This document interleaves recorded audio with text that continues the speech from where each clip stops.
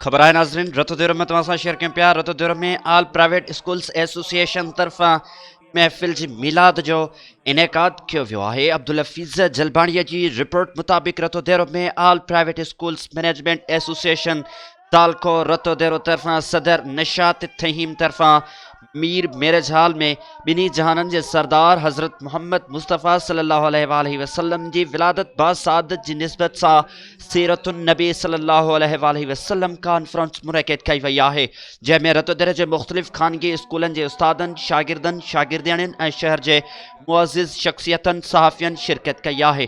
ख़ानगी school जे शागिर्दन ऐं शागिर्दियाणिन ख़ूबसूरत नातूं पेश करे महफ़िल जे में ख़ूबसूरत जो इज़ाफ़ो कयो है। उन मौके ते सीरतुन नबी कॉन्फ्रेंस सल्लल्लाहु अलैहि वसल्लम में शिरकत कंदड़ अगवाननि चयो त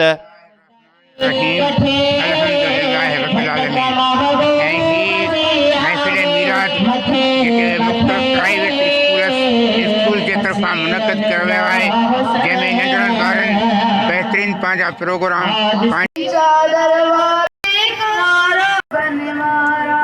मुनक़द किया वियो आहे। ॿारहीं रबीउल अव्वल जे सिलसिले में ॾाढो तमामु बहितरीन प्रोग्राम आहे। उन्हनि खे असां हिन प्रोग्राम कराइण ते भलीकार चऊं था। प्राइवेट स्कूल्स तमामु बहितरीन तरीक़े सां मुनक़िद कयो वियो आहे।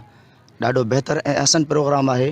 अल्लाह तबारक व तआला उन्हनि खे जज़ाए ख़ैर अता करे ऐं अल्लाह तबारक व तआला पाण फरमायो आहे वरफ़ाना लका ज़िक्रक महबूब तुंहिंजो ज़िक्र तुंहिंजे करीब बुलंद कयो आहे।